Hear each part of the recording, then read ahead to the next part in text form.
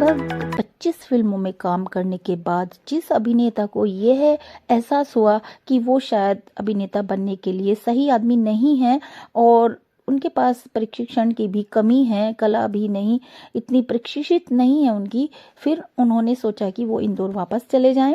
But फिर उनका ध्यान गया 1960 में अभिनय से हटाकर पटकथा लेखन की ओर। उनको लगना शुरू हुआ कि प्रिंस सलीम नाम का उपयोग करना ठीक रहेगा और उनकी फिल्में पटकथाओं में से एक दो भाई 1969 में थी और उन्होंने अबरार अलवी के साथ लेखन सहायक में भी काम करना शुरू कर दिया था। जी हाँ जनाब, हम बात कर रहे हैं सलीम खान की, सलमान खान जी के पिताजी सलीम खान जी की। तो चलिए स्टार्ट करते हैं विस्तार से उनकी व्यक्तिगत जीवन के बारे में कुछ जानकारियाँ।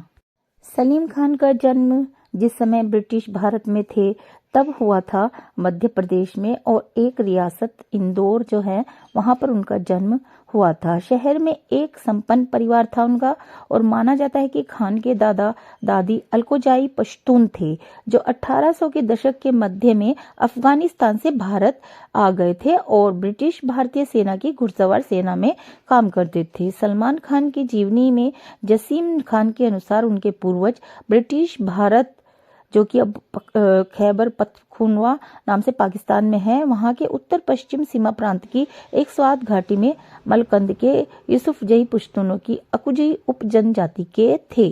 खान का परिवार सरकारी सेवा में रोजगार की तलाश में था और अंत में इंदौर में आकर बस गया था। तो गाइस अब स्टार्ट करते हैं सलीम खान जी के माता पिता के बारे में कुछ जानकारी। सलीम खान अपने माता पिता की सबसे छोटी संतान थे। जब वे 14 वर्ष के थे तब दोनों की ही मृत्यु हो गई थी। उनके पिता अब्दुल रशीद खान भारतीय इंपीरियल पुलिस में शामिल हुए थे और डीआईजी इंदौर के पद तक पहुंचे थे, जो ब्रिटिश भारत में किसी भारतीय सेना के लिए सबसे ऊंचा पुलिस पद था। सलीम के मां सिद्दीकी बानो खान का निधन तब हुआ जब वे केवल 9 वर्ष के थे। अपनी मृत्यु से 4 साल पहले वे तपेदिक से पीड़ित थी और इसलिए छोटे बच्चों को उनके करीब आने या उन्हें गले लगाने की मनाही थी। इसलिए सलीम का अपनी मां की असमय मृत्यु से पहले भी उनके साथ संपर्क बहुत कम था। उनके पिता की भी जनवरी 1950 में मृत्यु हो गई जब वे केवल 14 वर्ष के थे। 2 महीने बाद मार्च 1950 में सलीम, जो इंदौर के सेंट राफेल स्कूल में पढ़ते थे, अपनी मैट्रिकुलेशन परीक्षा में शामिल हुए। उनका प्रदर्शन सामान्य था। उन्होंने इंदौर के होलकर कॉलेज में दाखिला लिया और बीए पूरा किया। उनके बड़े भाइयों ने परिवार की पर्याप्त संपत्ति से निकाले गए धन से उनका समर्थन किया, इस हद तक कि जब वे कॉलेज के छात्र थे तो उन्हें अपनी खुद की एक कार दी गई। वे खेलों में विशेष रूप से क्रिकेट में उत्कृष्ट थे और एक स्टार क्रिकेटर होने की कारण उन्हें कॉलेज द्वारा स्नातक की पढ़ाई के अंत में मास्टर डिग्री के लिए नामांकन करने की अनुमति दी गई थी। वे एक प्रशिक्षित पायलट भी थे। इन वर्षों के दौरान वे फिल्मों के दीवाने भी थे और उन्हें सहपाठियों से प्रोत्साहन मिला जिन्होंने उनसे कहा कि उनके असाधारण अच्छे लुक्स के साथ उन्हें एक फिल्म स्टार बनने की कोशिश करनी चाहिए। और फिर उनको अमरनाथ द्वारा निर्देशित फिल्म बारात में काम मिला और साइनिंग अमाउंट के तौर पर उनको 1000 रुपया मिला और जो मासिक वेतन था उनका 400 रुपया पर मंथ था। पर सलीम ने ये एक्सेप्ट कर लिया और वो मुंबई चले गए। माहिम में एक किराए के अपार्टमेंट में वो रहने लगे। उनके भाई इंदौर में ट्रांसपोर्ट ट्रक के मालिक थे और पैसे से उनकी मदद करते थे।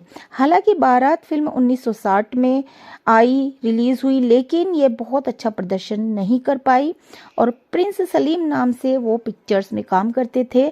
वे महत्वाकांक्षी अभिनेताओं की सामान्य संघर्ष स्थिति में आ गए। छोटी मोटी भूमिकाओं में उनको काम मिलने लगा। एक अच्छे दिखने वाले सहायक अभिनेता के रूप में टाइप कास्ट हो गए वो और धीरे धीरे बी ग्रेड की फिल्मों में काम करने लगे। अगले दशक में उन्होंने उदासीन भूमिकाओं में अभिनय किया। लगभग 2 दर्जन फिल्मों में छोटे मोटे किरदार निभाए।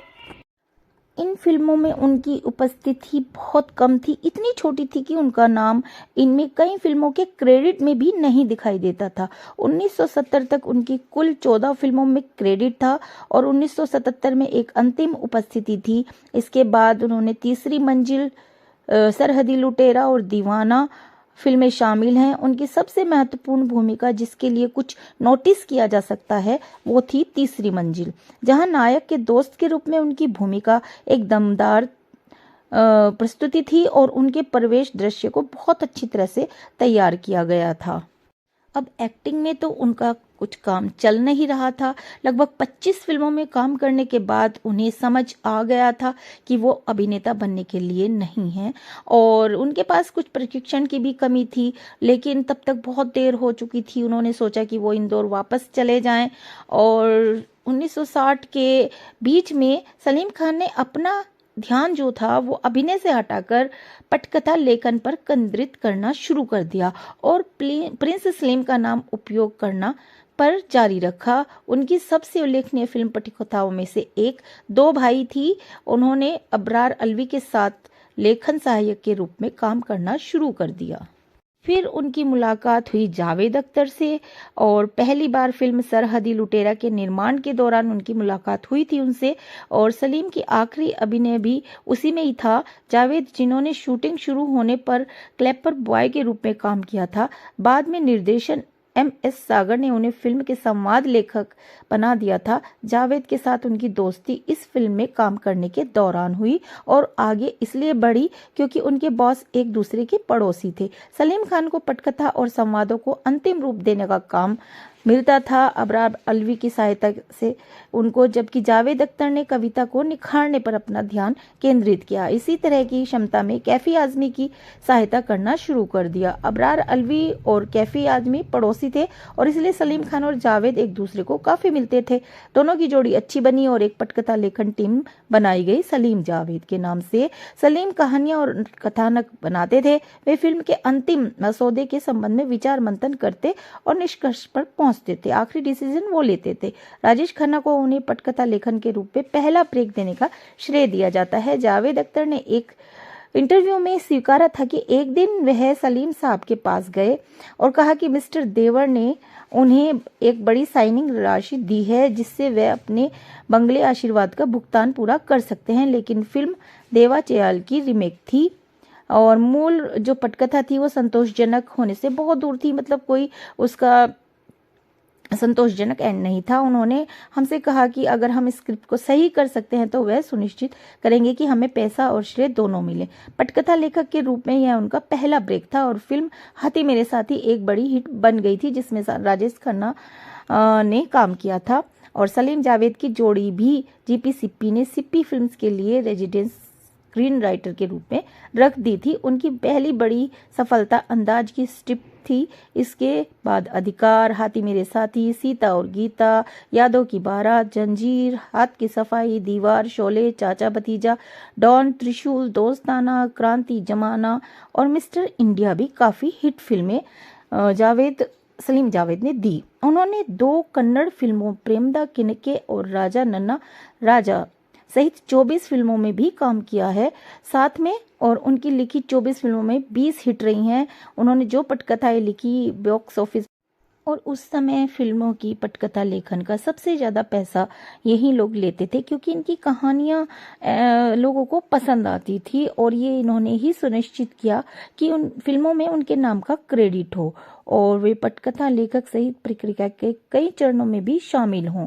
ये सब कुछ इन्होंने डिसाइड किया। सलीम जावेद नाम से पिक्चरें लिखने के बाद भी जंजीर पिक्चर की जो लगभग कहानी थी पूरी सलीम खान ने अकेले ही लिखी थी और जावेद अख्तर को शामिल किया था। इसमें सलीम जावेद के नाम से ही इस फिल्म में काम किया था और सलीम खान ने अमिताभ बच्चन के कैरियर को भी लॉन्च करने में काफ़ी मदद की है क्योंकि इससे पहले अमिताभ बच्चन काम ही ढूंढ रहे थे, उनको काम नहीं मिल रहा था। फिर सलीम और जावेद ने उनको खोज लिया और उनको हिट फिल्में दी और उन्होंने ही मनमोहन देसाई जैसे और प्रकाश मेहरा जैसे जो डायरेक्टर थे और प्रोड्यूसर थे उनसे मिलवाया अमिताभ बच्चन को और काम दिलवाया।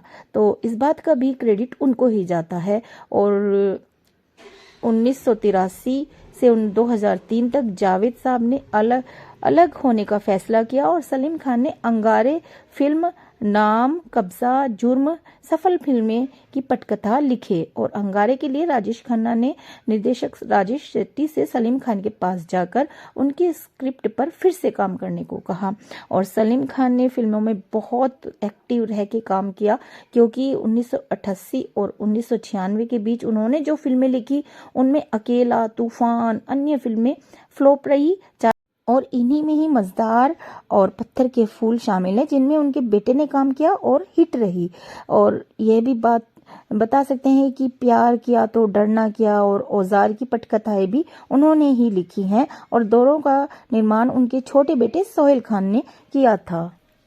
और जावेद अख्तर के साथ उनकी जो आखिरी अनौपचारिक फिल्म थी वो थी बागबान, 2003 में आई थी। अमिताभ बच्चन ने जावेद अख्तर से अपना अंतिम भाषण लिखने का अनुरोध किया था। सलमान खान ने उससे पहले अपने भाषण के लिए अपने पिता सलीम खान से भाषण लिखने का अनुरोध किया।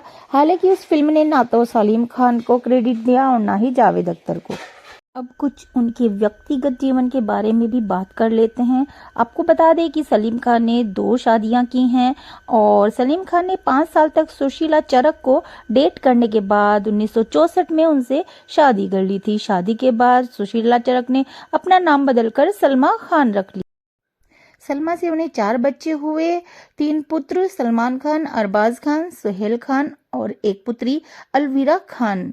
उन्होंने दूसरा विवाह पुर्तगाली एंग्लो इंडियन महिला प्रसिद्ध नर्तकी और अभिनेत्री हेलन एन रिचर्डसन से किया, जिनका नाम हेलन है। आप सभी लोग जानते भी होंगे। बता दें कि सलीम खान हेलन के प्यार में गिरफ्तार हो गए थे और दोनों ने 1980 में शादी कर ली थी। शादी के बाद खान परिवार में खूब मनमुटाव हुए। सलमान सहित तीनों भाई हेलन के विरुद्ध थे और खुद सलमा खान भी इस शादी से दुखी थी। इसका खुलासा एक इंटरव्यू में करते हुए सलमा ने कहा भी था कि शादी की वजह से बहुत ही डिप्रेस और डिस्टर्ब हुई थी और बच्चे तो उनसे बात भी नहीं करते थे। पर कुछ दिनों बाद पता लगा कि हेलन इतनी बुरी नहीं है, वो अच्छी है। फिर तो जैसे सलीम खान और हेलन को कायनात ही मिल गई। पूरा परिवार एकजुट हो गया और फंक्शन सभी को मिलजुल कर मनाने लगे। कुछ ऐसे वाकये हुए जिनकी बदौलत पूरा खान परिवार हेलन पर फिदा हो गया। और रही बात हेलन की, तो वो सलीम खान पर तब से फिदा थी जब से उन्होंने हेलन की आर्थिक तंगी के दिनों में मदद की थी।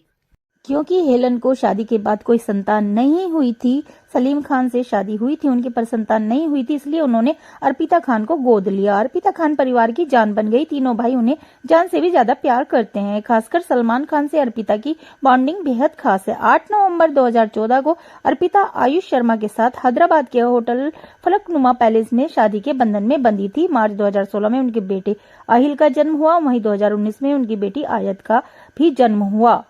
तो बात करें उनके अवार्ड की, तो सलीम जावेद के हिस्से के रूप में सलीम खान ने 6 फिल्म फेयर पुरस्कार जीते हैं और 2014 में पद्मश्री अवार्ड से भी उन्हें नवाजा गया है। तो गाइज, ये थी कुछ खास बातें जो कि सलीम खान के बारे में हम जानते हैं। हो सकता है कि इसमें कुछ तथ्य गलत में हो, तो उसके लिए क्षमा प्रार्थी हैं, क्योंकि सब कुछ मीडिया से ही हमने लिया है। धन्यवाद।